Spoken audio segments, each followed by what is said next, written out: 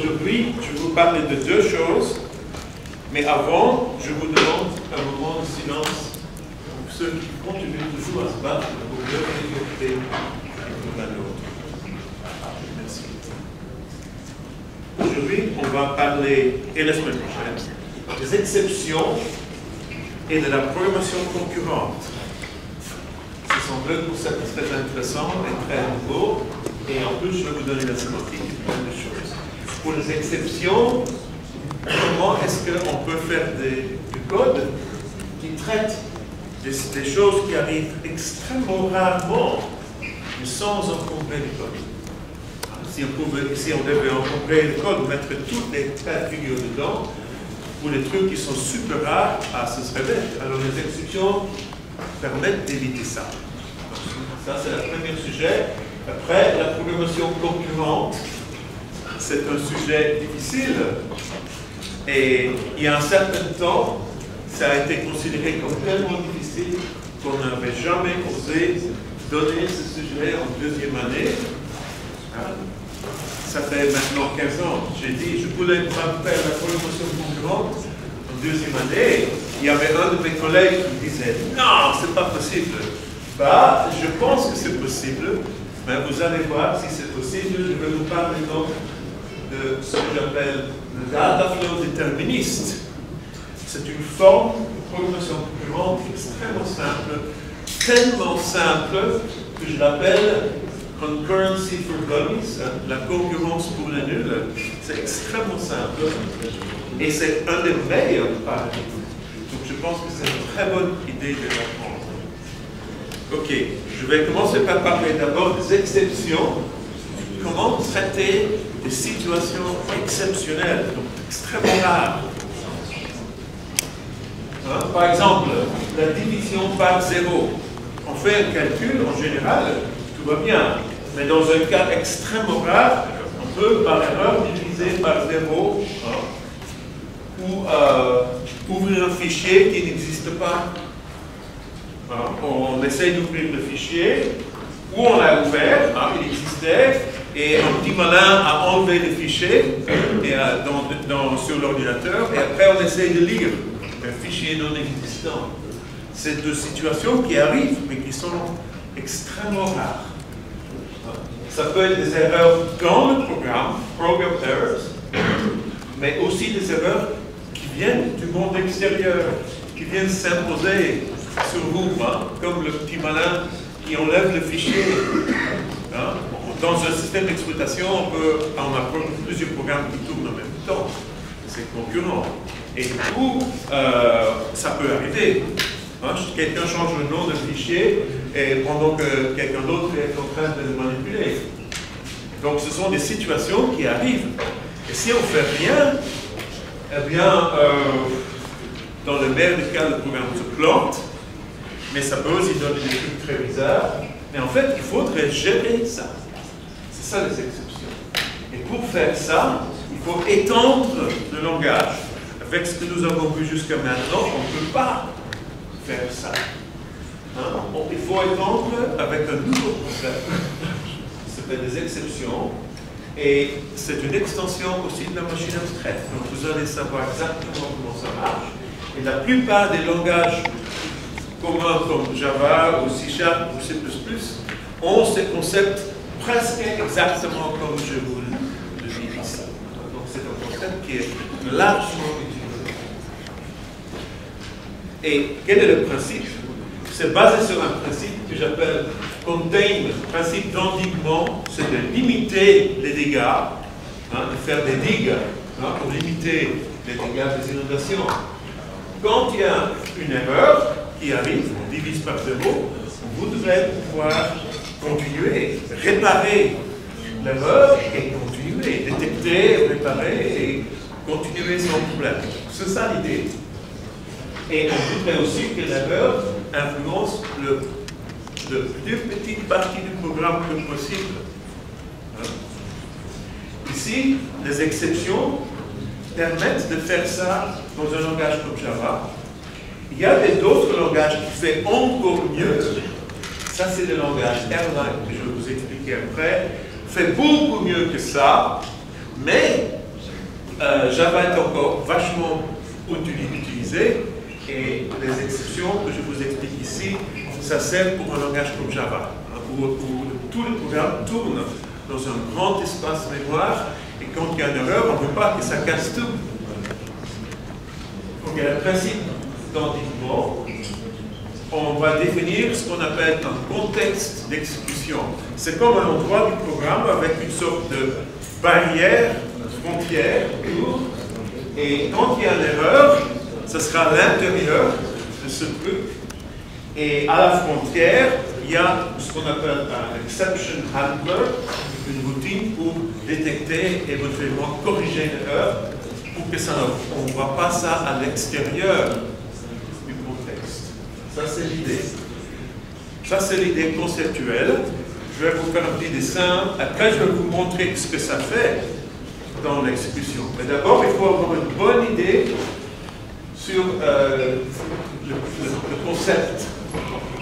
Ici, les ellipses sont des contextes et l'exécution du programme va être à l'intérieur d'un contexte. Donc en fait, c'est une partie du programme et typiquement, on peut en avoir plusieurs qui sont imbriqués. Et on va expliquer ça, hein, parce qu'on peut par exemple avoir une procédure qui peut diviser par 0. Eh bien, on fait un petit contexte autour de la procédure. On peut avoir un paquet qui fait beaucoup de calculs, un package. On a un contexte autour de ça. Et en plus, il y a un énorme grand contexte autour du programme tout entier pour capturer une erreur n'importe où. Donc s'il y a une erreur, par exemple ici, le petit X rouge dans l'exécution, on va sauter et on va traverser, et un des contextes, hein, peut-être pas le premier, hein, va capturer, rattraper l'erreur. Et donc ici c'est le contexte rouge.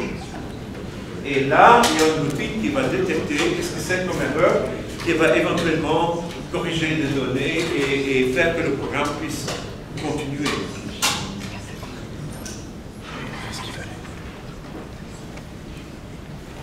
J'ai une erreur ici qui arrive.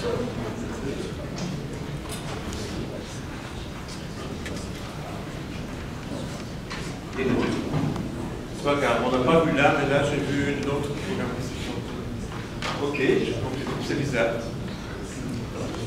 Il y a deux instructions, de nouvelles instructions qu'on a utilisées. Et après, il y a des extensions à la machine abstraite hein, pour la sémantique de ces instructions. Il y a une instruction try pour créer un de ces contextes, hein, de ces ellipses. Et il y a une instruction raise pour montrer, pour exécuter quand il y a un erreur. Donc je peux avoir ici par exemple, je fais par exemple le try. Ici j'ai un bout de programme, hein, un code ici. Ça peut être très grand. Et j'ai un catch. Et ici il y a une autre routine pour corriger l'exécution. Et ici, à l'intérieur, s'il y a une erreur, on fait raise. Par exemple, si on fait une division par 0, eh bien, la routine qui implémente la division va elle-même faire le raise si elle essaye de faire une division par 0. Donc, ce sont des instructions, parfois, le raise est parfois implicite. Hein. On peut l'appeler directement, mais il y a d'autres routines qui peuvent appeler ça aussi. Si on va essayer de faire une racine carrée, et le nombre est négatif, et on est dans les réels aussi, on va faire un raise. Comment est-ce que ça marche? Bien, conceptuellement, le try va créer un contexte. Mais le contexte, comment est-ce qu'on définit le contexte? En fait, on va définir le contexte par rapport à la pile d'exécution. La pile ici. Il y a des trucs qui s'exécutent. On est là. Et là, on fait le try. On est ici. Hein? On a une instruction try au sommet de la pile. Alors, qu'est-ce qu'on va faire? On va créer un contexte. mais en contexte. Je vous ai montré ça comme une ellipse, mais en fait, c'est une zone sur la pile. Donc, on va mettre une sorte de marqueur ici. Et après, il y a S1 qui s'exécute. Donc, ce que va faire le try, c'est ça. Et s'il y a une exception, on va voir, je vais vous montrer ce qui se passe. Et s'il y a une exception, s'il n'y a pas d'erreur, s'il n'y a aucune erreur, c'est donc 9900 euros de quoi sur 10 000, il n'y a pas d'erreur. Hein. Dans la plupart des cas, il n'y a pas d'erreur. Bien, si pas d'erreur, S1 s'exécute normalement, et à un certain moment, c'est terminé, alors il n'y a plus rien, et on tombe sur le marqueur, et le marqueur tout seul ne fait rien. Okay? Ça, c'est l'exécution normale. Par contre, si on fait, s'il y a une erreur, si à l'intérieur, ici, on doit donc faire une exécution. Hein. Il y a des choses qui vont se passer ici, et s'il y a simplement un raise qui se fait dans cette exécution, on va vider la pile jusqu'au marqueur, hein, empty the stack jusqu'au marqueur, et après on va exécuter S2, qui est la routine de récupération. Et le Y ici, ça sera la même variable que le X ici. Hein. Ça, sont des identificateurs. Donc dans la sémantique, le Y, c'est la variable qui va identifier l'erreur. Okay. Mais je vous fais un petit dessin pour mieux expliquer ça. Donc ici, on a donc la pile sémantique. Dans la machine abstraite, il y a toujours une pile, hein, et pendant l'exécution, il y a des instructions sur cette pile. Si on fait un try, on va donc mettre S1 sur la pile avec un marqueur juste en dessous. Et maintenant, il y a deux possibilités, le chemin en haut et le chemin en bas. Le chemin en haut, c'est le cas où il n'y a pas d'erreur. Donc, la plupart du temps, on prend le chemin du haut. Hein. Il y a peut-être une fois sur 1 million, on prend le chemin en bas. Donc, c'est extrêmement rare. Hein. Donc, la plupart du temps, on prend le chemin du haut.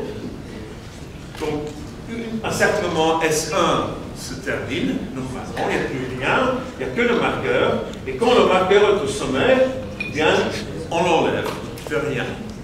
Le marqueur tout seul ne fait rien, c'est une sorte de comme skip, hein, il ne fait rien. Ça, c'est le cas normal. Par contre, si à l'intérieur de cette exécution, et puis il y aura plein d'instructions ici, hein, sur cette pile-là, et le raise est quelque part là-dedans, mais il peut y avoir plein d'instructions et après un raise.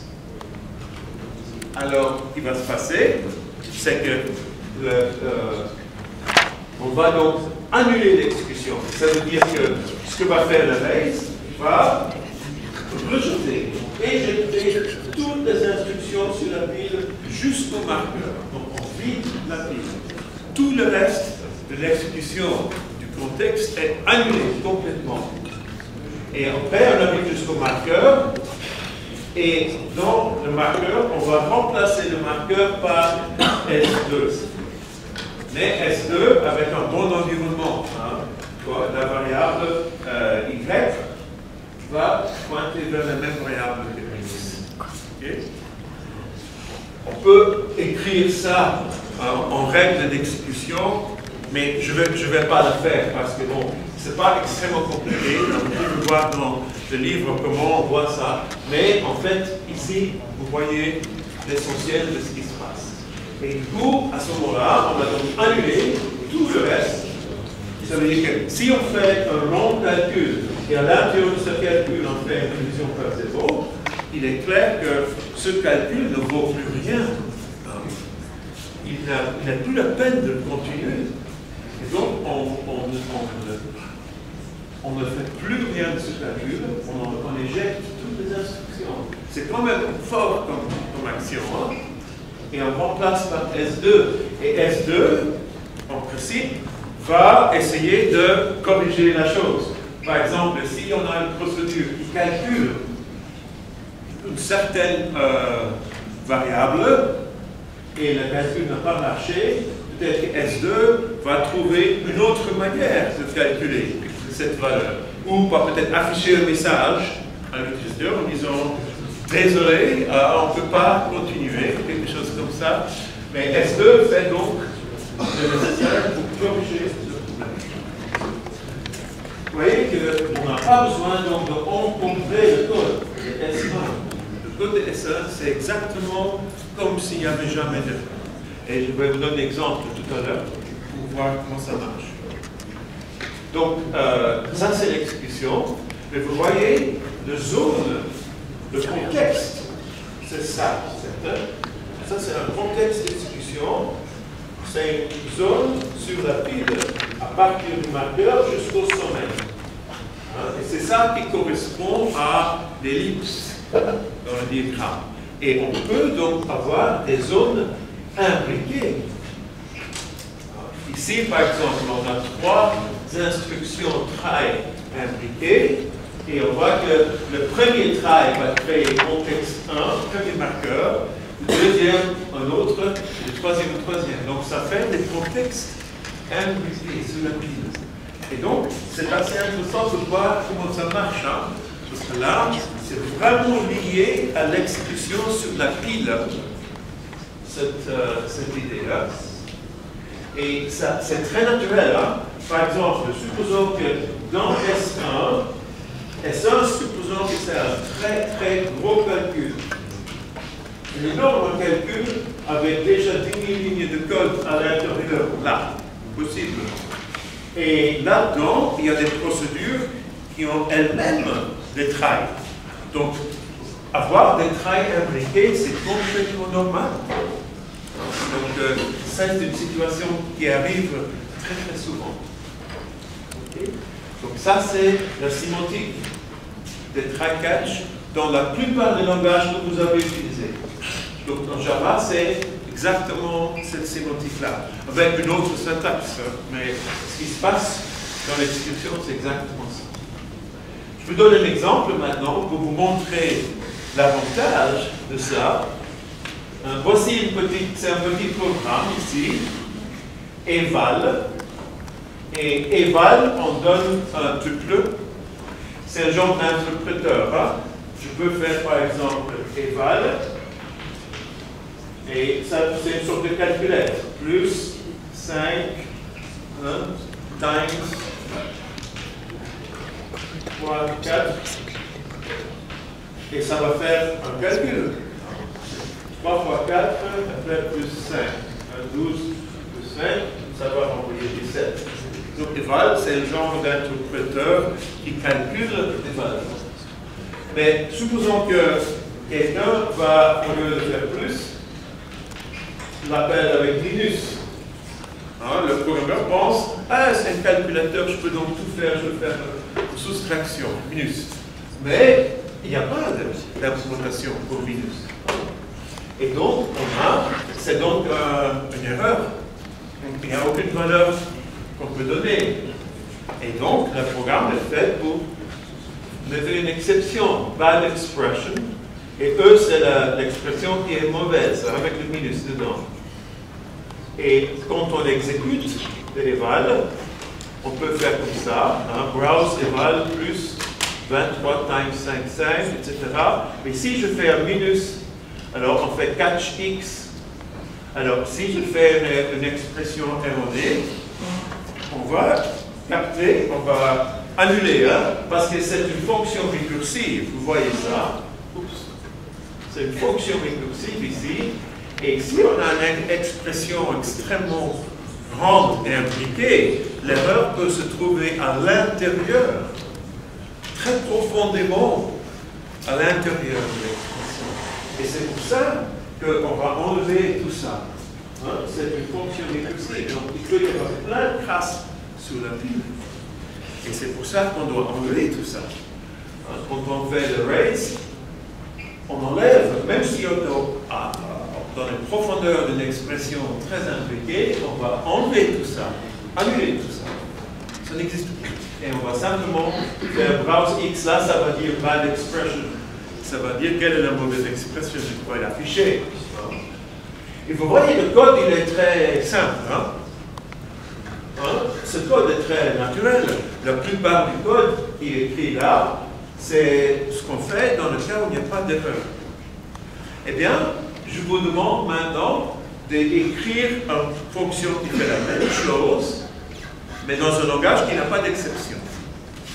Et je vous donne la réponse. Voici. Donc maintenant, la fonction eval va renvoyer ou le résultat ou un tuple bad expression. Donc il y a une sorte de... L'erreur, c'est dans la valeur que la fonction renvoie. Et on voit que à chaque fois qu'on fait l'appel récursif, R égale eval x, on doit tester s'il y a une erreur dans x. Case R of bad expression, alors, et à ce moment-là, on va retourner tout de suite. Vous voyez qu'à chaque fois qu'on appelle la fonction récursive, on va tester si le résultat est une erreur. Donc il y a plein de tests. Vous voyez que ici, je ne montre qu'une partie du code. Je montre le code qu'il faut faire pour plus. Pour Times, c'est le même code, mais je ne vous le montre pas. Donc en total, le nombre de codes est presque plus que double, 20 lignes. Et en fait, à chaque fois quand on appelle une fonction qui peut avoir une erreur, il faut faire un test, un if. Mais c'est ridicule, ça fait d'énormes programmes compliqués. Le langage C, le vénérable vieux langage C, qui a été inventé vers 1970 et dans lequel le premier Unix a été implémenté, fait comme ça. Ce vénérable langage C de 1970 n'avait pas d'exception.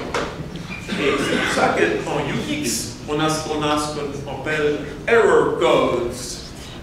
Chaque fois qu'on appelle une fonction, on peut renvoyer un code d'erreur. C'est vachement compliqué à gérer un truc comme ça. Donc il faut plein de gates ou de if. Vous voyez, si vous comparez les deux, et en plus, on peut y avoir des erreurs comme ça, et quand c'est très compliqué, vous voyez ce que je veux dire. Donc, vous voyez que les exceptions, ça permet de vachement simplifier le code. Bon, on les utilise parcimonieusement, on fait un race exactement là où l'erreur peut arriver, et le programme tout entier, on le met dans un contexte de try. C'est tout. Donc, on ne met quelque chose au bout et pas dans tout le code. C'est une sorte de système end-to-end. C'est très économe. Ça, c'est des exceptions. Il y a juste un autre truc que je vais vous montrer. Il y a un petit truc qui s'appelle finally. Pour une opération qui doit toujours être exécutée, même quand il y a une erreur. Donc, quelquefois, quand on sort d'un contexte, il y a quelque chose qu'on doit toujours faire. Typiquement, fermer un fichier. On ouvre un fichier, on divise par 0 et on fait un raise. Bien, il faut fermer ce fichier, sinon on introduit encore une autre erreur. Et le finally, c'est ça qu'on fait. Le finally, c'est une chose qui est exécutée toujours quand on sort du contexte. Erreur ou pas erreur. Et donc c'est quelque chose qu'on met toujours sur la pile en fait. C'est une instruction try finally. Par exemple, ici on fait open file, on fait process file, on fait quelque chose. S'il y a une exception dans le process file, ben, on peut afficher un truc. Mais on va sortir de ce contexte. On fait donc dans le finally, on met close file.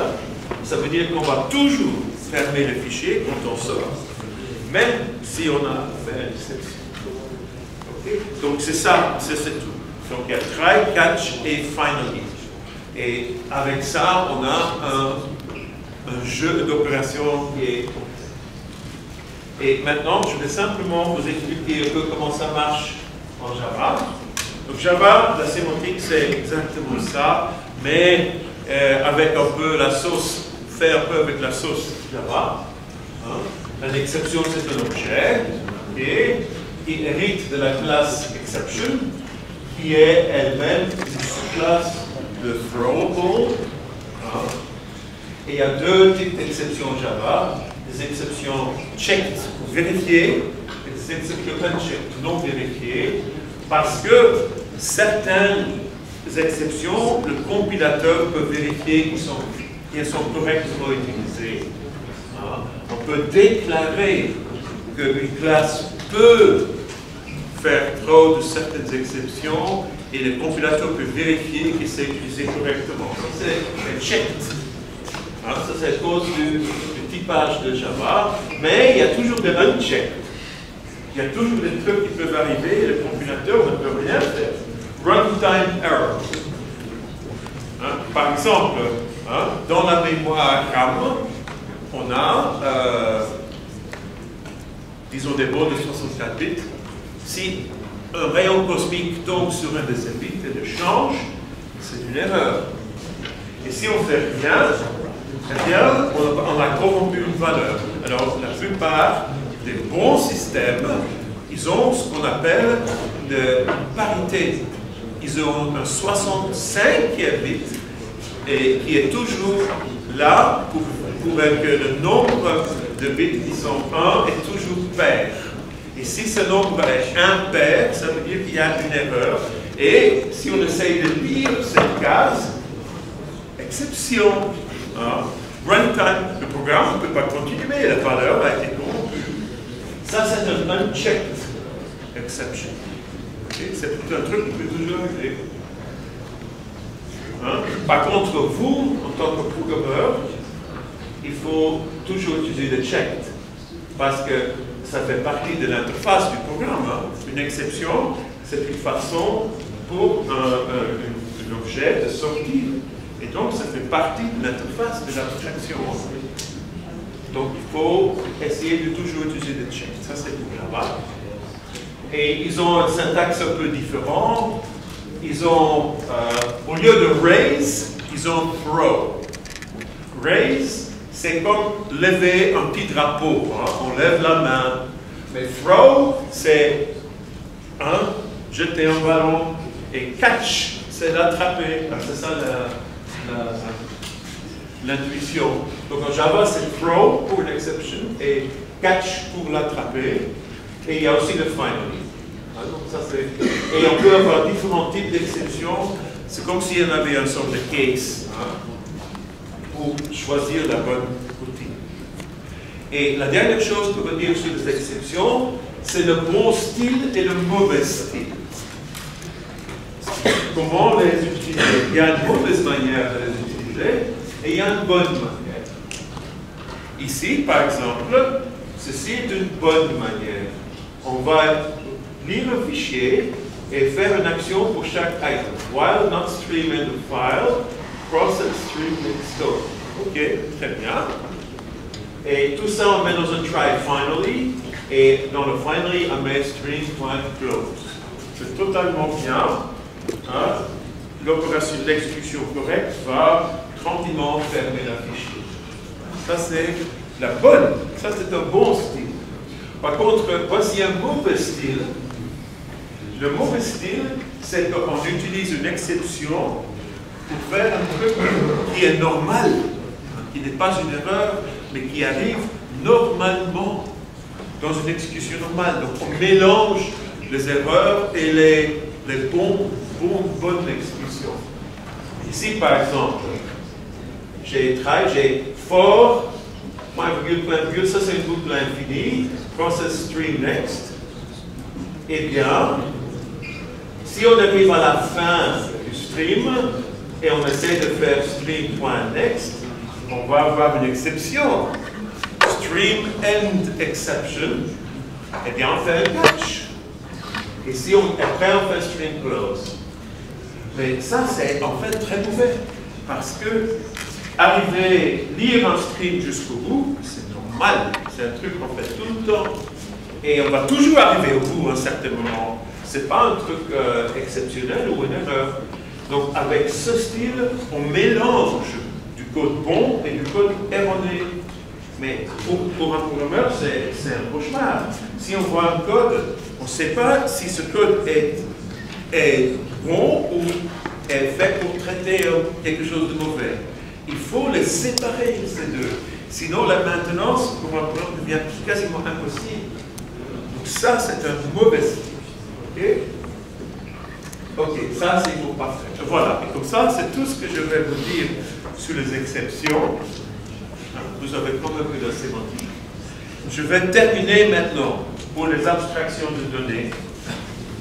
Les exceptions, je considère ça comme faisant partie des abstractions parce qu'une interface, une abstraction de données peut faire le reste de l'exception. Et ça fait partie des opérations de l'abstraction. Et donc, ça fait partie de son interface. Et donc, c'est logique que j'explique ici. Maintenant, je vais terminer un peu. Avant de passer à la concurrence, je voudrais dire deux mots sur un langage que j'aime bien, que j'aime mieux que Java, c'est-à-dire Scala. Java, c'est un langage qui a été fait au début des années 90 pour soutenir l'abstraction de données. C'était très bien fait, des vraies encapsulations, du garbage collect, des objets de type abstrait et des conceptions orientées objets. Il y a des trucs comme le principe de substitution, il y a des techniques de conception orientée objet qui sont soutenues par Java. Scala, c'est un développement de Java. L'intérêt de Scala, c'est qu'il s'exécute sur la même machine virtuelle que Java, la JVM. Ça veut dire un programme Scala, un programme Java sont complètement interopérables, peuvent se parler très facilement. Ça se trouve sur la même machine virtuelle. Par contre, le langage est différent. Il y a d'autres principes, il y a deux nouveaux principes. D'abord, Scala a ajouté la programmation fonctionnelle. Donc, Scala, c'est un langage avec deux paradigmes, fonctionnel et orienté objet. Et Scala, après, a pris la décision de dire que tout est un objet, comme l'uniformité. Même les fonctions Java sont des objets. Ça veut dire que Scala, on peut, pour la maintenance, pour la conception des programmes, Scala peut faire des choses que Java ne peut pas faire. Donc Scala, pour nous, c'est un très digne successeur de Java. Et il y a des gens qui disent que c'est un couteau suisse, il y a trop de trucs, mais en fait c'est une blague parce que Scala a été inventé par l'équipe de Martin Kuderski, qui est professeur à l'école EPFL en Suisse. C'est un langage inventé par des gens en Suisse. Donc on aime bien faire ce mauvais jeu de mots sur. Voilà. Et dernier commentaire sur les abstractions. C'est tout ce que je vais dire sur les abstractions de données tout de suite. Vous avez vu des cellules, des objets, des types abstraits, des exceptions. Par contre, je ne vous explique pas des 10 millions de techniques de programmation orientée objet. Ça, on voit ça dans d'autres cours. Ce n'est pas mon but. Et je pourrais vous parler longuement de ça, mais c'est exprès, parce qu'il y a plein d'autres paradigmes de façon. Et jusqu'à maintenant, on a vu donc 3 thèmes dans ce cours. La programmation fonctionnelle, la sémantique formelle et l'abstraction de données. Ce sont pour l'instant les 3 grands thèmes que nous avons vus. Et maintenant, on va passer à un 4e thème, qui est la programmation concurrente, qui est tout aussi intéressant que ces 3 précédents. Donc maintenant, on va donc passer à la programmation concurrente. Et une bonne partie du restant du cours, ça sera des idées sur la programmation concurrente. Bon, je vais commencer par vous donner un peu d'intuition. Ça veut dire quoi? Concurrent. Le mot concurrent en informatique, c'est pas, il n'y a aucune notion de compétition. Il faut, dans le capitalisme, des entreprises concurrentes. Non, c'est pas ça. Concurrence, ça veut simplement dire qu'il y a plusieurs activités indépendantes qui évoluent, qui s'exécutent sans interférence. Et on dit donc que le monde réel est concurrent. Parce que chaque être humain vit sa vie. Alors, il y a des milliards d'êtres humains, mais tout dans le monde évolue selon les lois de la physique, indépendamment. Bien sûr, il y a des interactions. Ça c'est clair. Mais à la base, chaque entité évolue selon sa propre vision. Donc des activités qui progressent de façon indépendante. Pour l'instant, le programme ne sont pas comme ça. Le programme, c'est une séquence d'instructions. Ça, c'est pas concurrent. C'est une activité. Donc, dans le monde informatique, il y a 3 niveaux de concurrence. C'est un concept extrêmement fortement imprégné dans l'infrastructure informatique. Il y a d'abord ce qu'on appelle un système distribué ou un système réparti. En bon français, distributed system, ce sont des ordinateurs liés par réseau. Et une activité là-dedans, c'est un nœud, on appelle ça typiquement un computing node, mais en principe c'est un ordinateur physique, comme celui-là. C'est ça, un nœud dans un système réparti. Et la propriété particulière, c'est que chaque nœud a ses propres ressources. Quand je parle de ressources, je parle des choses dont un programme a besoin pour s'exécuter.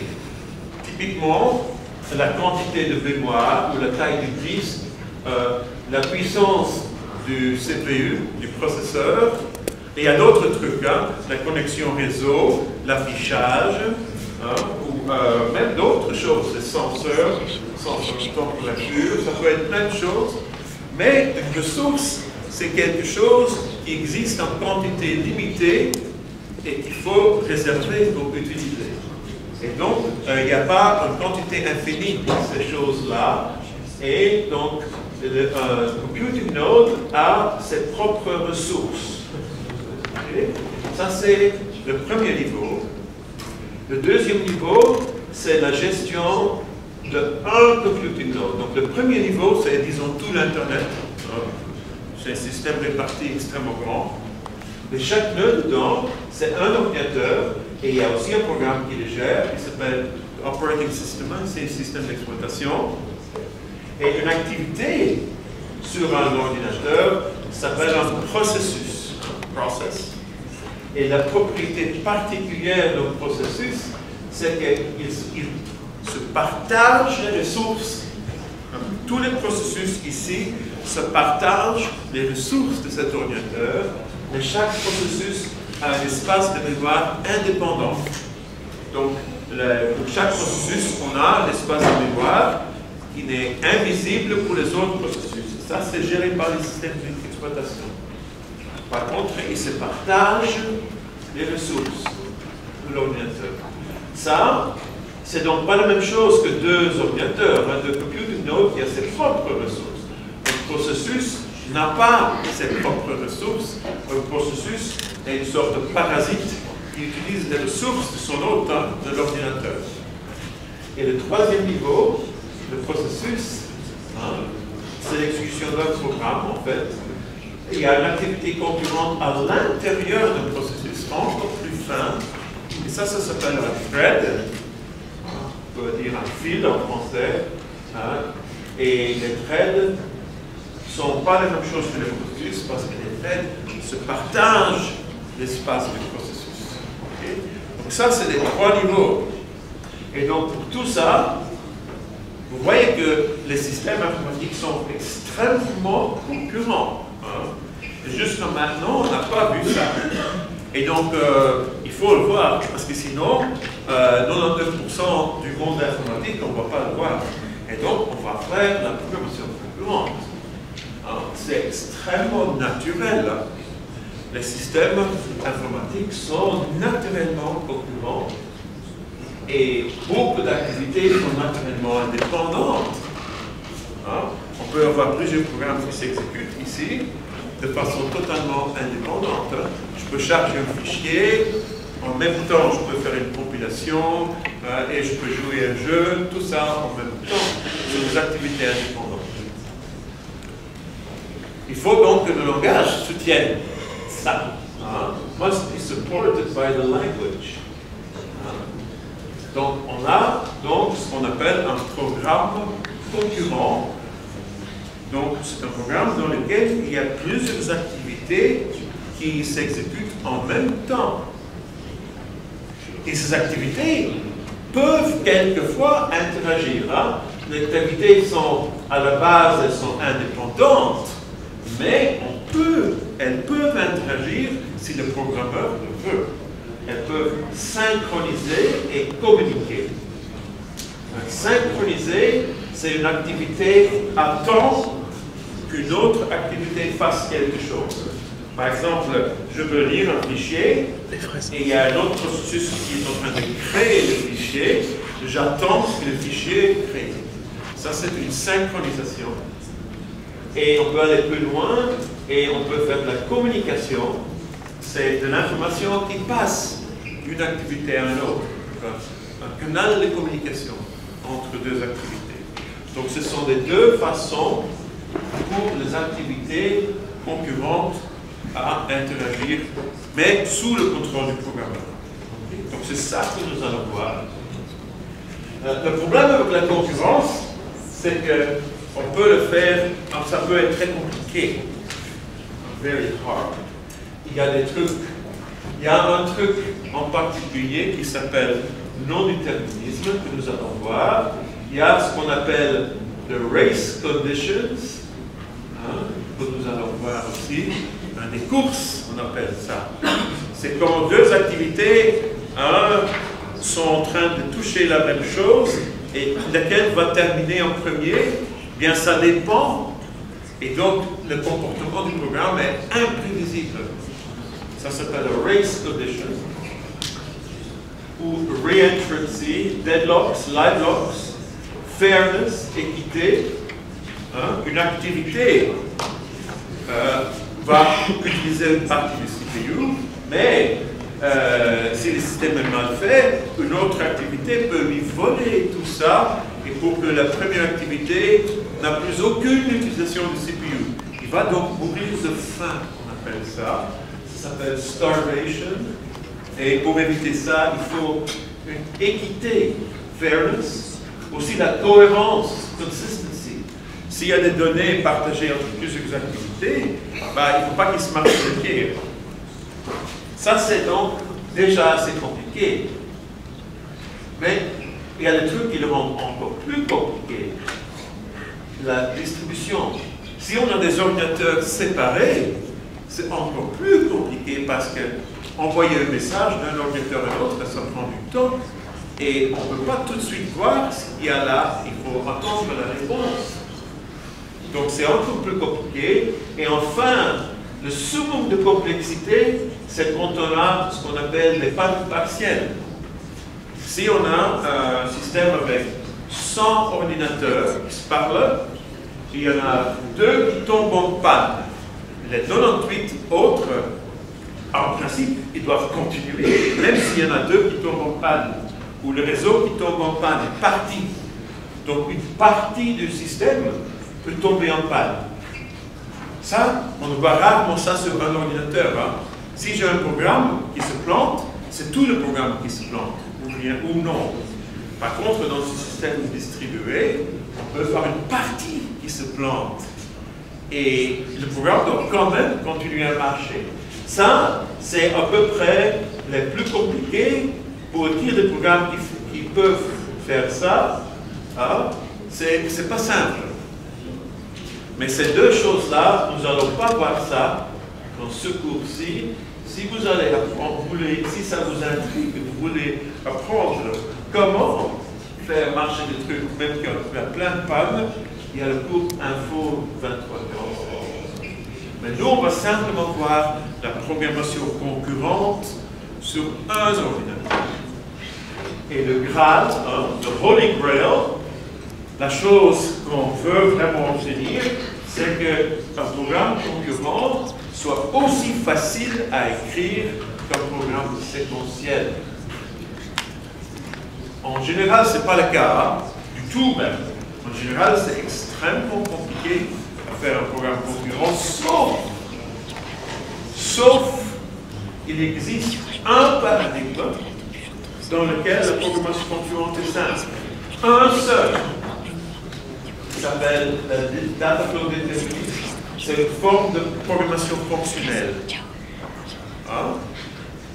On a passé une bonne partie du début du cours en apprenant la programmation fonctionnelle. Et je vous ai dit, parler largement des bienfaits de la programmation fonctionnelle. Et vous n'êtes peut-être pas 100% convaincu de ce bienfait, mais ici, il y a un avantage indéniable. La seule forme de programmation concurrente qui est simple, c'est la programmation fonctionnelle.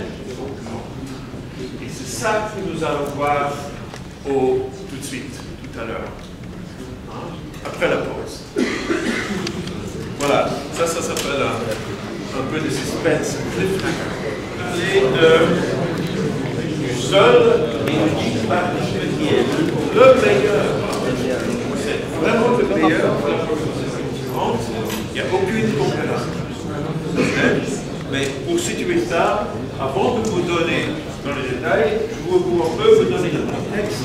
En fait, il y a 3 paradigmes très répandus de programmation concurrente, dont nous allons voir tout de suite le plus simple et le meilleur. Mais il y en a 3 qui sont très utilisés.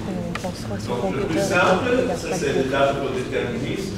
On appelle ça aussi functional data flow ou concurrent functional programming. C'est une sorte de programmation fonctionnelle concurrente, mais qui est très très agréable à utiliser. Mais il y a les 2 autres paradigmes. Il y a ce qu'on appelle message passing et shared state. Et tous les langages font l'un ou l'autre. S'ils ne font pas le premier, ils font l'un ou l'autre. Un message passing, ça s'appelle aussi actor model. Acteur, c'est une terminologie. C'est des activités qui s'envoient des messages, comme des lettres. Et la lettre arrive chez l'autre. Donc les activités sont indépendantes, mais s'envoient des messages. Ça, c'est ce qu'on appelle message passing concurrency. Le troisième, c'est shared state concurrency. Ça, c'est comme des objets synchronisés ou des moniteurs en Java. C'est toutes les activités, ils voient les mêmes données. C'est comme si on a 5 cuisiniers autour d'une marmite qui regardent une marmite remplie de soupe et qui mettent des choses dedans. En fait, toutes les activités ont accès direct aux données et ils doivent un peu faire attention de ne pas se marcher sur les pieds. Mais donc ça, c'est le shared state, où il y a une base de données, par exemple, qui est partagée entre plein de threads. Malheureusement, le troisième, shared state, est dans les faits extrêmement compliqué à utiliser. Et on ne savait pas quand on l'avait inventé. Tous ces trucs ont été inventés environ 1970 et ça a été mis dans les langages et les gens ont commencé à utiliser. Et celui qui est le plus utilisé, c'est peut-être le troisième. Un langage comme Java, c'est ça qui fait shared state. Mais on voit maintenant que, en fait, c'est le moins bon. Donc, si je vous conseillerais de faire une nouvelle application, je ne vous conseillerais pas d'utiliser shared state. Je vous conseillerais ou deterministic data flow ou message passing. Mais il y a donc 3 paradigmes. Dans ce cours, on va en voir 2. Deterministic data flow et message passing. Le message passing, c'est dans un langage qui s'appelle Erlang. Si on veut voir l'autre, je vois ça dans un autre cours, Info 1131. Ça reste très utilisé. Il y a aussi le concept de transaction. qui est un bon concept, beaucoup mieux que le moniteur. C'est aussi un exemple de shared state. Donc les transactions sont plus ici. Mais ça, le troisième, nous n'allons pas voir ça dans ce cours. Okay? Mais actuellement, aujourd'hui, tout de suite, je veux parler de functional data flow. Et pour introduire ça, je vais vous faire une petite introduction douce pour que vous puissiez bien comprendre le concept. Hein? Data flow, c'est les données qui vont là où on en a besoin. En fait. Et qu'est-ce que ça veut dire, data flow? Ben, supposons que j'ai créé une variable en os et je ne lis pas. Je fais par exemple y égale x plus 1 et browse y. Mais le x n'est pas lié là. Le x, et d'ailleurs c'est dans un local, il est impossible de lier ce x. Qu'est-ce qui va se passer? En fait, ben, ça dépend du langage. Hein. Si on fait un code comme ça, dans différents langages, on va voir des tas de façons de traiter ça. Hein. Le langage C qui est le plus primitif, l'addition va continuer et la valeur de x, c'est ce qui était dans le boîte à ce moment. Donc ça peut être n'importe quoi, garbage. Hein. Ça c'est C. Hein. Vous voyez comme c'est marrant comme langage. Hein. Je ne vous conseille pas. Hein. En Java, c'est beaucoup plus civilisé. La valeur de x est 0 si x est un attribut d'un objet avec type entier. Mais ce n'est pas le seul comportement. Si vous utilisez Prolog, un langage logique, il y a une erreur. L'exécution s'arrête, on ne peut pas continuer. Si on utilise Java, mais x est une variable locale, ce n'est pas un attribut d'un objet, c'est une variable déclarée dans un bloc et utilisée.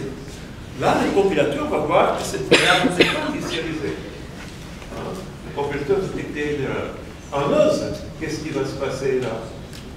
Bien, c'est encore autre chose. L'exécution va simplement attendre. L'addition va simplement attendre. J'ai fait y égale x plus 1. Et ça, on va simplement attendre. Ça veut dire que l'exécution s'arrête juste avant l'addition. Et elle attend. Elle attend quoi? Elle attend que le x soit un entier. Mais si x n'est pas lié, elle peut attendre très longtemps. Il n'y a pas de time-out ou quelque chose comme ça. Ça peut attendre des heures, des années, ça attend. Ça, c'est l'exécution data flow. On attend que les données arrivent. Pour vous montrer encore un autre exemple, la programmation par contrainte. Ce qui se passe, c'est y égale x plus 1. On le considère comme une équation qui fait une relation entre x et y. On ajoute à l'ensemble de l'équation qui s'appelle les contraintes, et l'exécution continue, et on essaye de résoudre ces équations. C'est une façon extraordinaire pour faire des programmes. Pour certains types de problèmes, c'est la meilleure façon. Et si ça vous intéresse, il y a le cours Info 2365. On a l'avantage ici, on a faculté chez nous, il y a plusieurs personnes qui sont des experts en programmation par contrainte. C'est une façon de programmer où on va résoudre les équations. Et on peut donc faire des choses assez étonnantes comme ça. Ok. Ce cours n'est pas un cours de programmation par contrainte. Je laisse à Pierre Chausse expliquer ça. Moi, je vais faire simplement de la programmation concurrente. Ok. Donc, voici ce que j'ai. Déclare x égale y. Y égale x plus 1, browse y. Et donc, on attend. Et si on exécute ça, il se passera, on ne verra rien s'afficher là. L'exécution s'arrête avant le browse. En fait, juste avant l'addition. C'est l'addition qui attend que ces deux arguments soient des nombres des entiers. Alors, comment est-ce que cette exécution peut continuer? Elle peut continuer si quelqu'un donne une valeur à x. Qui peut donner une valeur à x? Eh bien, une autre activité. Là, on est dans programmation concurrente. On peut avoir une autre activité qui va lier x. Si l'autre activité fait x égale 20, alors l'activité à gauche va continuer. Vous voyez, l'activité à gauche s'arrête, elle attend. Et l'activité à droite donne une valeur, et ça permet à l'activité de gauche de continuer. Donc elle continue. Et va afficher 21. Ça s'appelle exécution data flow. C'est l'exécution qui est dirigée par l'arrivée des données. L'exécution arrête jusqu'à ce que toutes les données soient là. Et après, elle continue. Je peux faire un petit dessin comme ça. Ici en haut, c'est une activité. Je mets ça en ligne avec une petite flèche. En fait, ce sont des instructions. J'appelle ça activité A. En dessous, il y a activité B. Ici, en activité A, on fait y égale x plus 1.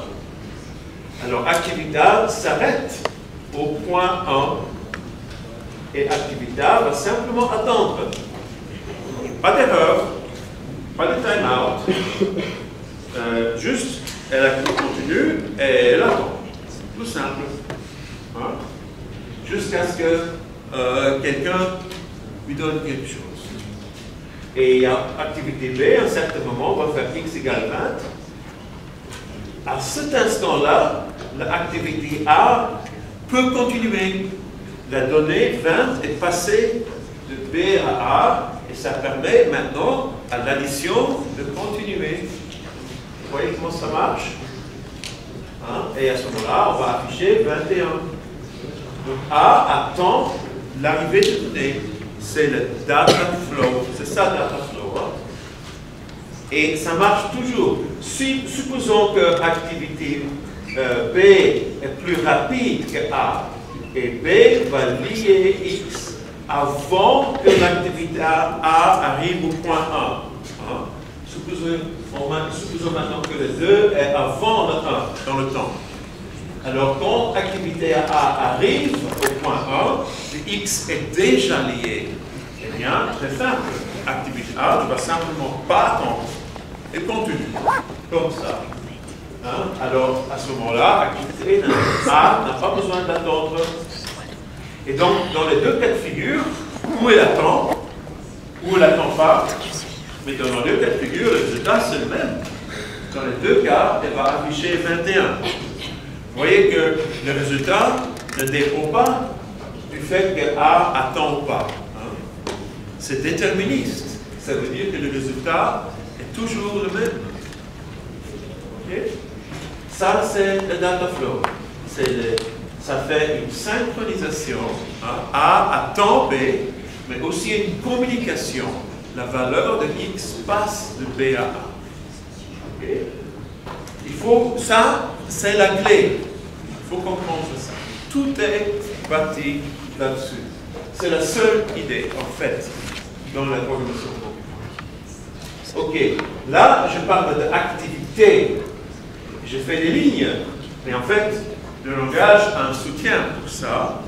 Une activité, ça va s'appeler un thread, un fil. Donc, on voudrait créer des activités. Mais une activité, c'est quoi? Une activité, c'est une séquence d'instructions qui s'exécutent. C'est un programme qui s'exécute, en fait, une activité. En séquence, séquentielle. Eh bien, on va ajouter un concept au langage qui s'appelle un thread, qui va créer une nouvelle activité. Bien sûr, il faudrait qu'on nous donne la sémantique de ça. On verra ça. Mais chaque thread est donc séquentiel. À l'intérieur d'un thread, il y a une séquence d'instructions. D'ailleurs, c'est ce qu'on a fait jusqu'à maintenant. Jusqu'à maintenant, tous nos programmes étaient comme ça. C'est juste une séquence d'instructions. Mais maintenant, on peut en avoir plusieurs qui sont indépendants. Si j'ai deux threads qui sont créés, les deux vont s'exécuter indépendamment, chacun dans son coin. Et le système va garantir que tous ces threads tournent sur le processeur. On va supposer qu'il y a un seul cœur pour la simplicité, un seul processeur qui va exécuter tous les threads. Alors, comment est-ce que ça marche?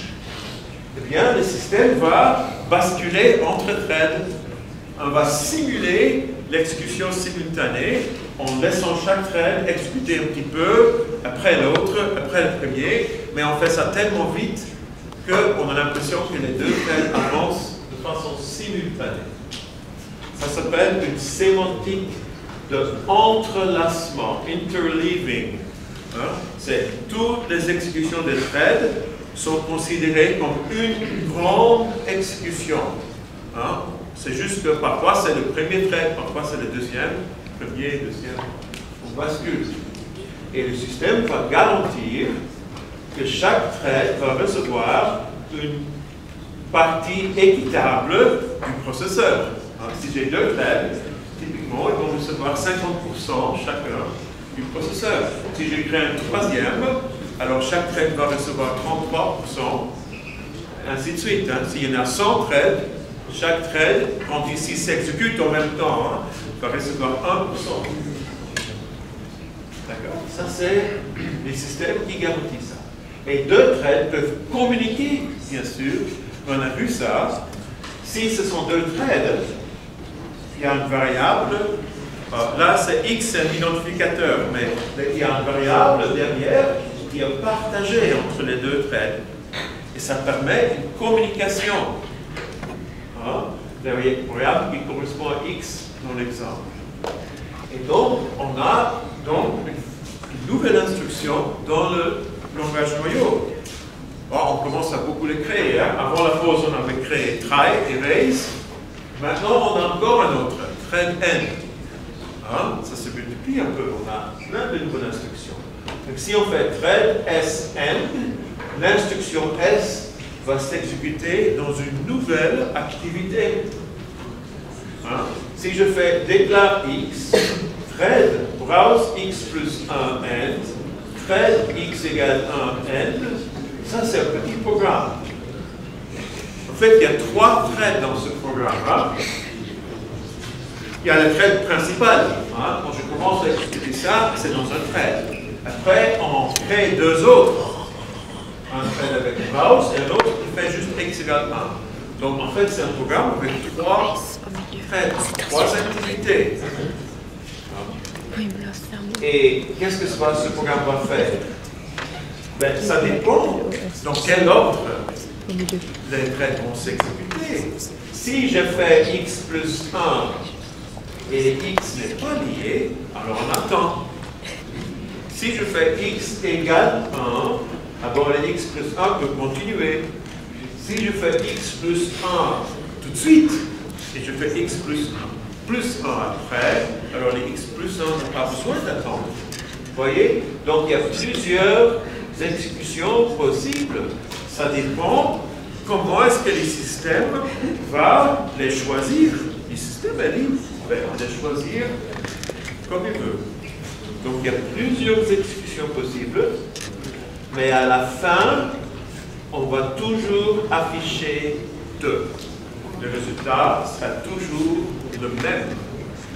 Ça, c'est du déterminisme. Le résultat est toujours le même.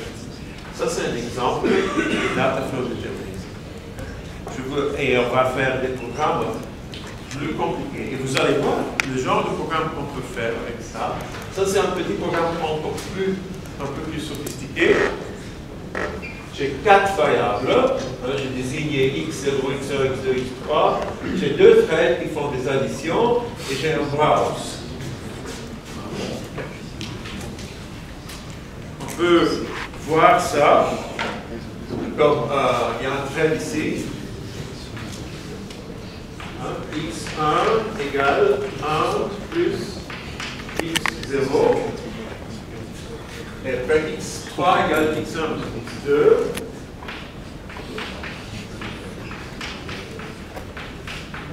Et après, il y a un browse. Et là, il y a une liste x0, x1, x2, x3. Il y a 3 traits. Je vais donner des noms. T1, T2 et T3. Alors, comment est-ce que ça va s'exécuter? Eh bien, il y a beaucoup de manières, de plein de façons. Supposons que le browse s'exécute avant les autres. On suppose que T3 s'exécute avant les deux autres. Alors, qu'est-ce qu'il va afficher? Eh bien, il va afficher une liste dont les valeurs ne sont pas encore connues. Quelque chose comme ça. Underscore, underscore, underscore, underscore. Mais les deux autres vont attendre. 1 plus x0 va attendre. x1, x2, tout ça, c'est des variables non liées. Donc on va attendre. Exemple, je vais l'expliquer pour vous.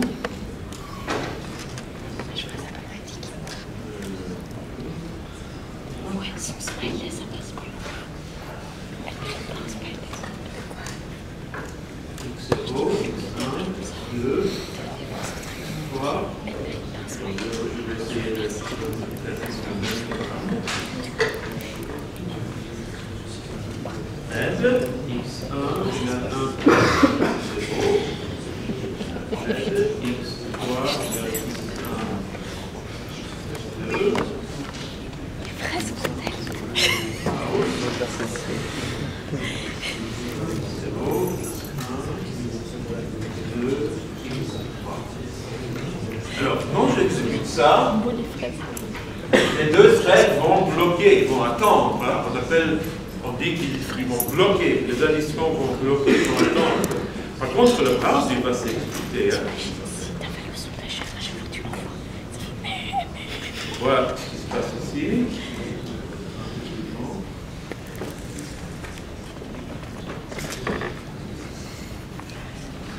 C'est une liste avec 4 variables qui ne sont pas liées. Eh bien, ces deux traits-là, ils vont attendre toujours. Comment est-ce qu'on peut faire avancer l'exécution là? Eh bien, pour faire exécuter T1, il faut lier x0. Alors, je vais lier x0. Je vais dire x0 égale 100, par exemple. Et A. On a maintenant 100 et 101. Donc le x0 et cette addition va maintenant continuer. 100 et 101. Par contre, les deux autres éléments sont toujours pas liés, parce que les x1 est bien lié, mais les x2 n'a pas encore complètement. Donc pour continuer, il faut lier x2 ici. x2 égale, je sais pas, 55. Et là, et maintenant c'est bon. Vous voyez, ça c'est une simple expression data flow.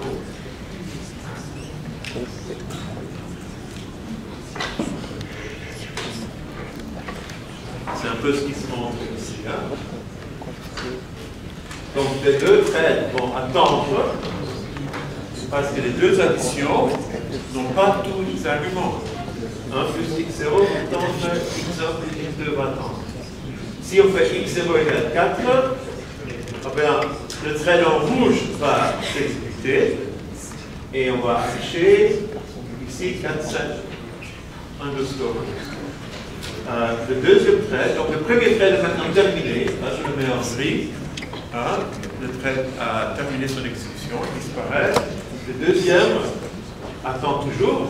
X2 n'a pas de valeur. Si on lit x2, alors on va à ce moment-là déclencher l'addition, x1 x2, et on va tout afficher. Donc là, on a utilisé le browser. Petite notation sur le browser ici. Le browser, en fait, est un programme Dataflow.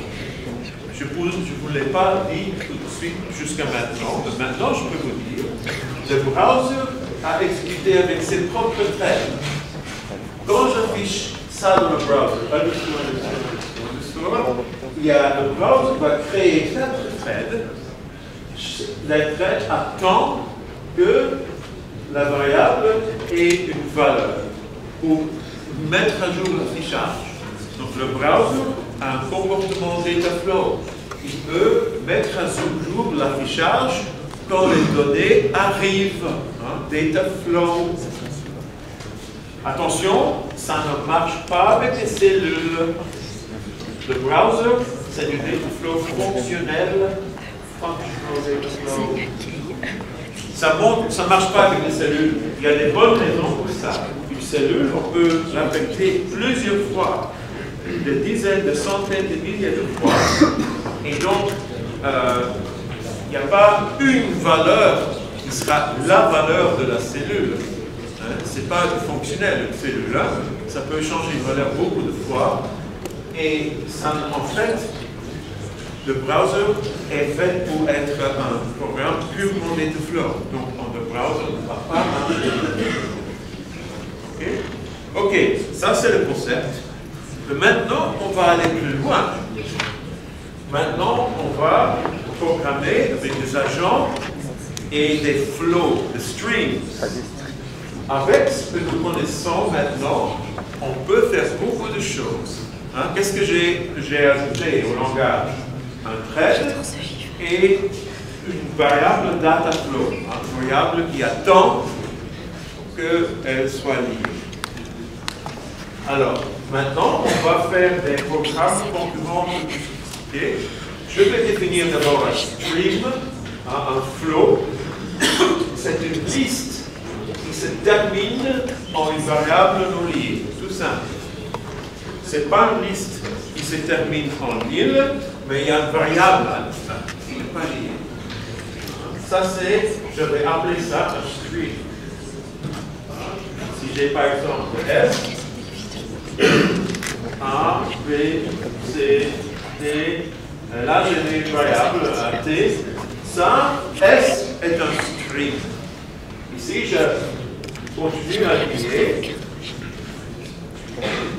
Je fais T égale E, F, U. Vous voyez qu'un stream peut être prolongé. On peut étendre, extendre. On peut ajouter de nouveaux éléments en liant ici S2.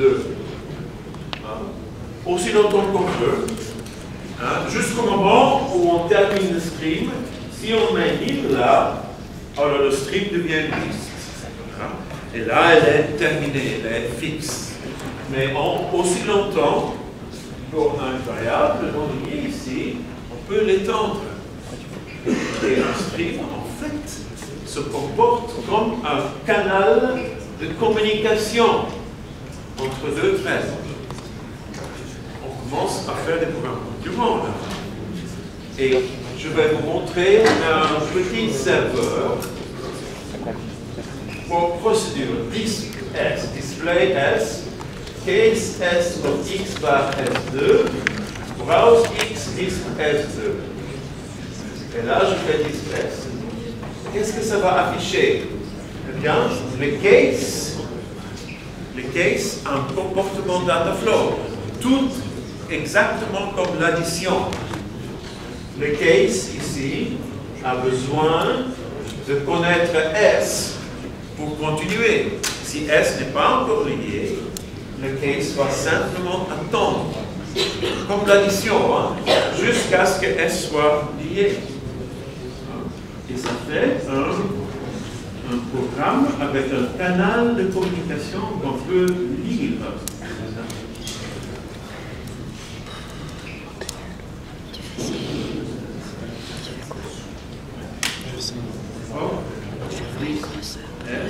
S of X par D, browse X,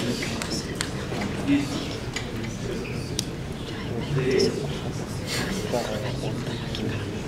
Et après, on met par exemple S, I, Z, S, Je déclare une procédure ici. Et après, je vais exécuter. Je vais exécuter disque dans un nouveau thread. Qu'est-ce que ça va faire? Eh bien, S n'est pas encore lié, donc le disque va attendre au case. Donc il n'y a rien affiché. Si je fais S égale 1, 2, 3, 4,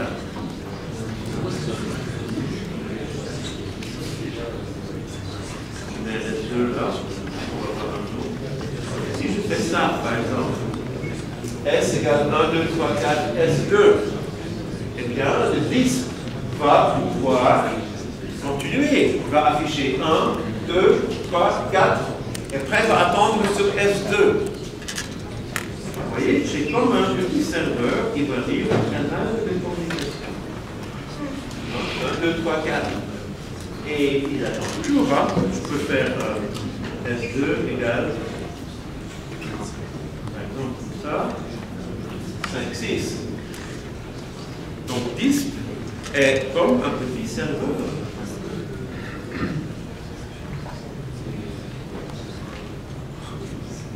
Ce n'est que le début, ça.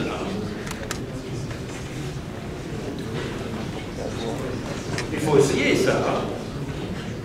On va faire ce que j'appelle un producteur-consommateur. On va faire une sorte de programme concurrent avec un canal entre deux agents, entre deux programmes.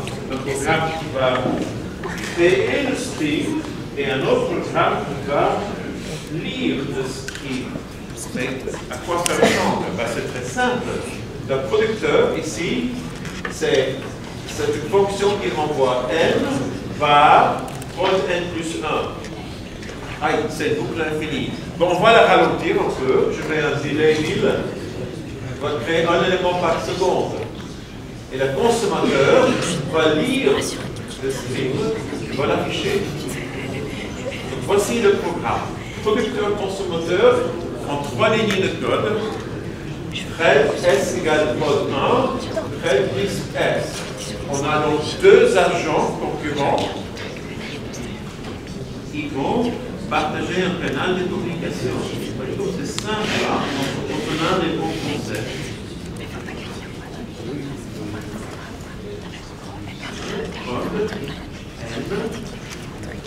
Je fais un delay parce que sinon ça va très vite déborder.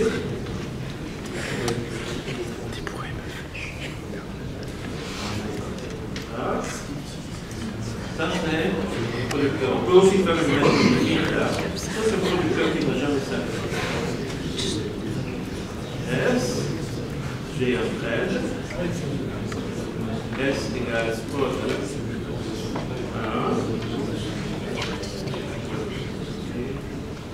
S égale 10. Je vais utiliser le même disque que j'ai défini tout à l'heure. J'ai donc deux threads, un thread et un canal de communication entre les deux. Et c'est juste calculé maintenant. On voit ici ce qui se passe. Hein? Ah, donc, un producteur qui produit des éléments, un élément par seconde, et le consommateur va les afficher.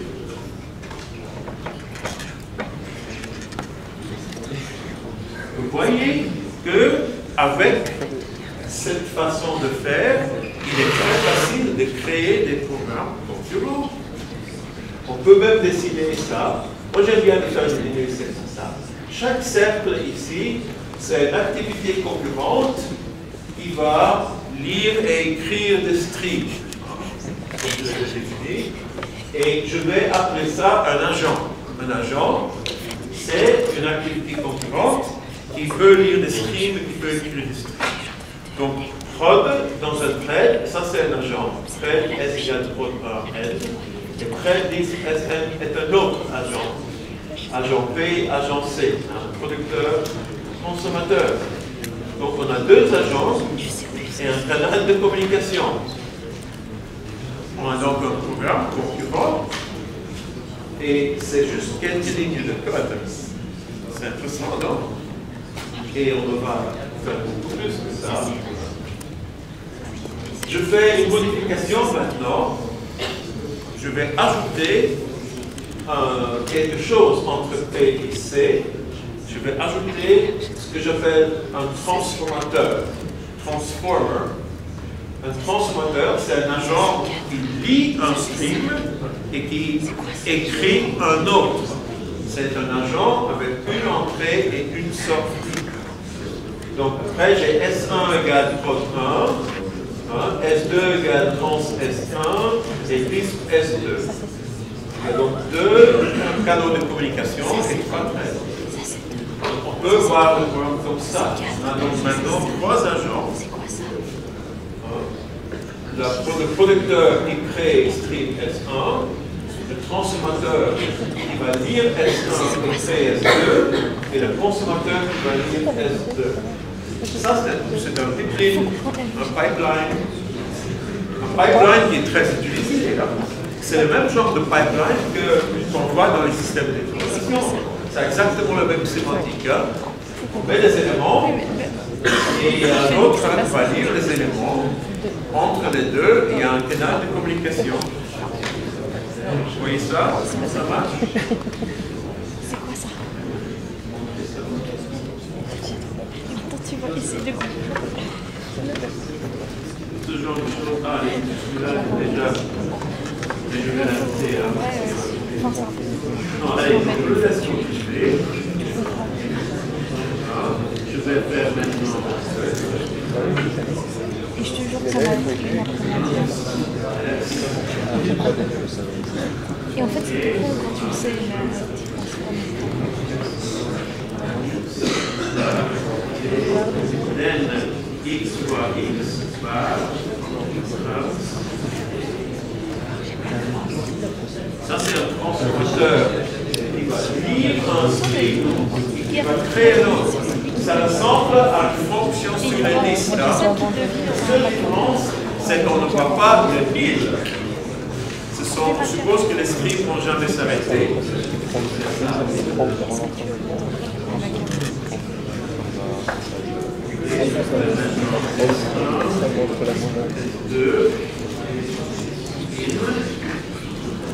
Pour le distinguer de celui qui est déjà en train d'afficher, celui-là, je vais commencer avec un million.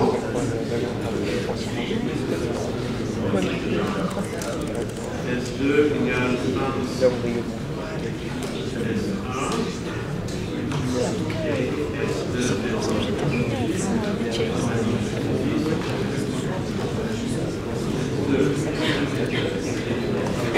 Et on a eu un beau spectacle. On a déjà deux threads qui s'exécutent. Donc le système Mozart peut accommoder beaucoup de threads. Là, on va faire ça.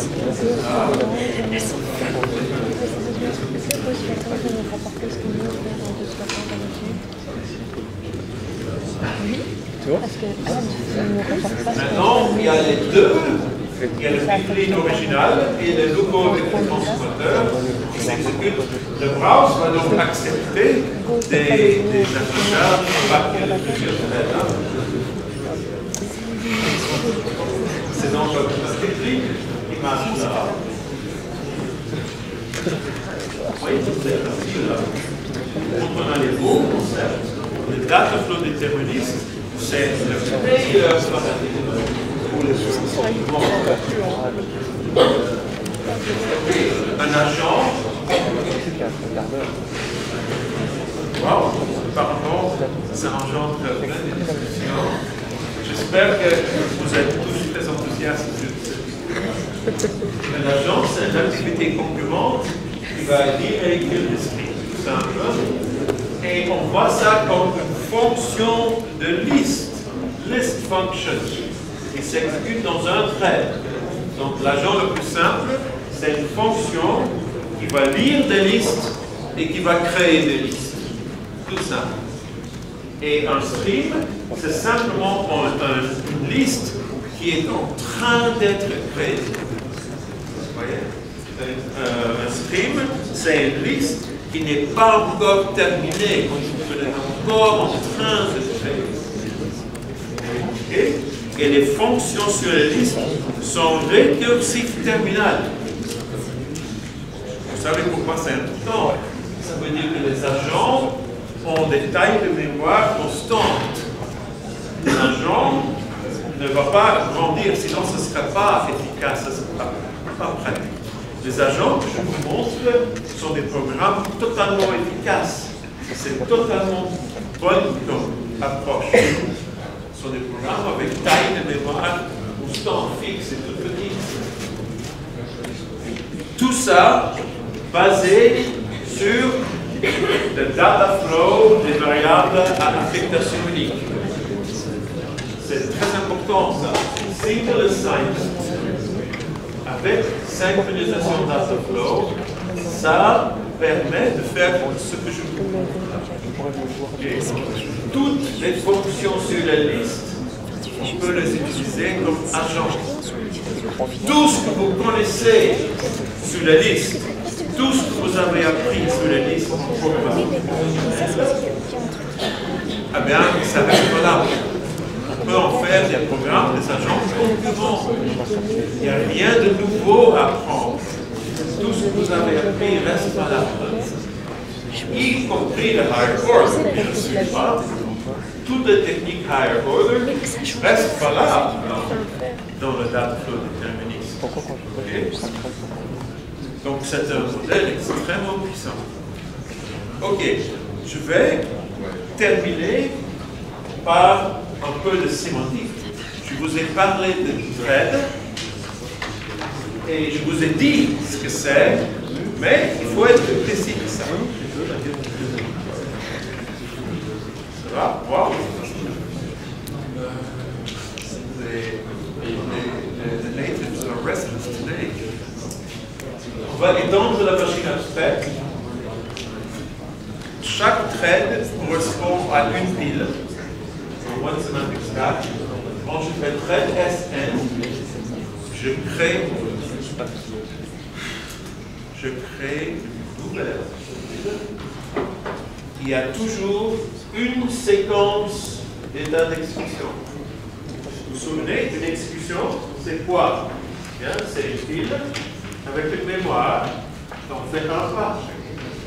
On a une nouvelle pile, nouvelle mémoire, on fait encore un pas. Eh bien, ça reste valable. La seule différence, c'est qu'au lieu d'avoir une pile, on a un ensemble de piles. Ici, c'est l'ensemble de piles. La seule différence entre l'exécution concurrente et l'exécution séquentielle. Ici, en fait, ce sont des multi-ensembles parce qu'il est possible pour deux threads de contenir les mêmes instructions. Ça reste quand même des threads différents. Un multi-ensemble, c'est un ensemble où l'élément peut être plusieurs fois. Et chaque flèche va exécuter un pas dans un thread. Un MST, par exemple, c'est un ensemble. C'est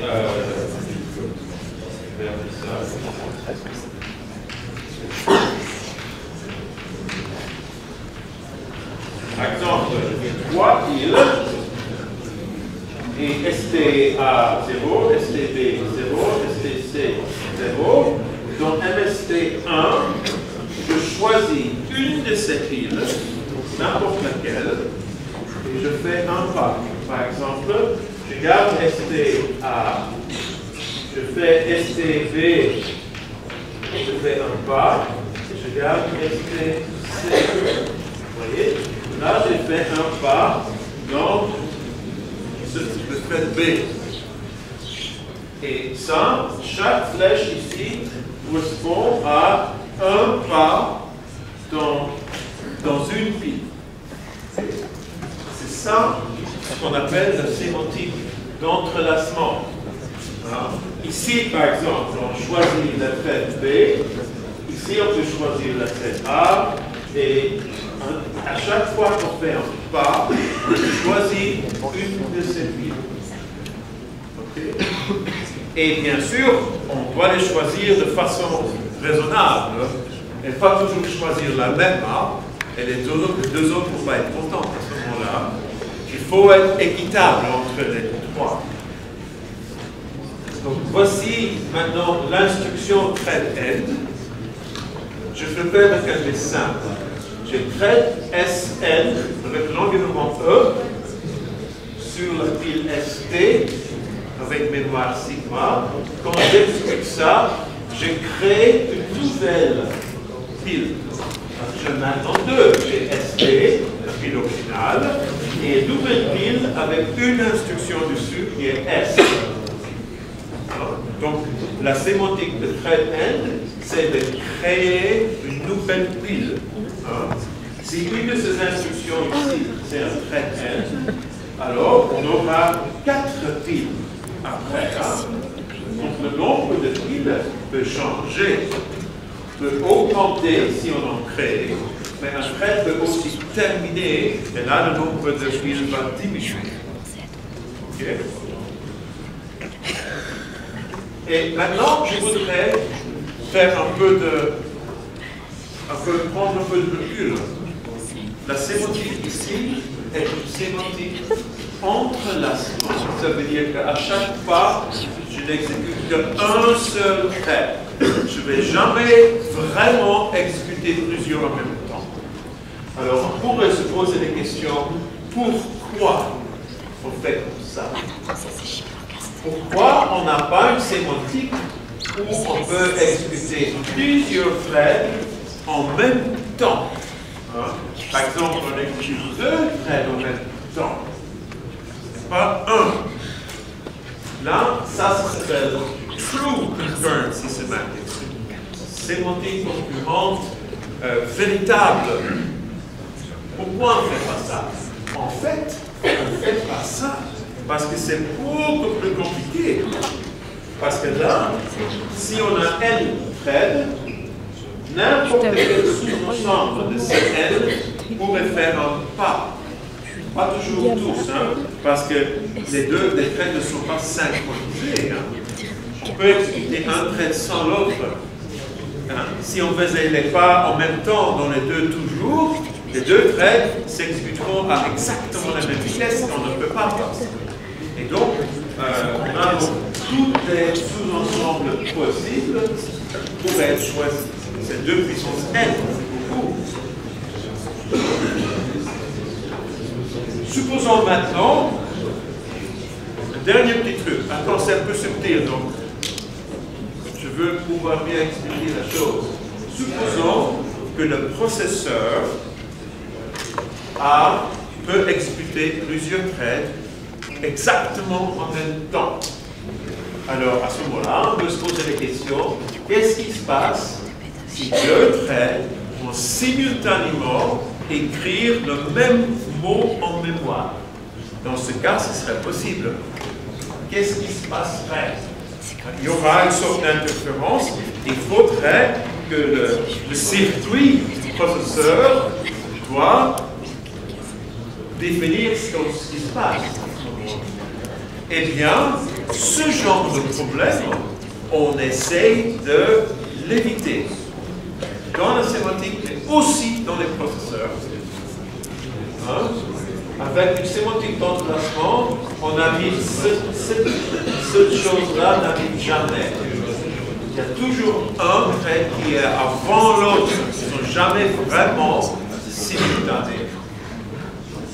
Okay?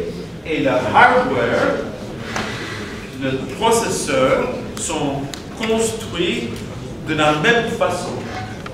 Dans les processeurs, même multicœurs, si 2 cœurs, ils ont les mêmes horloges. Il n'est pas possible pour 2 cœurs d'écrire le même mot de mémoire simultanément.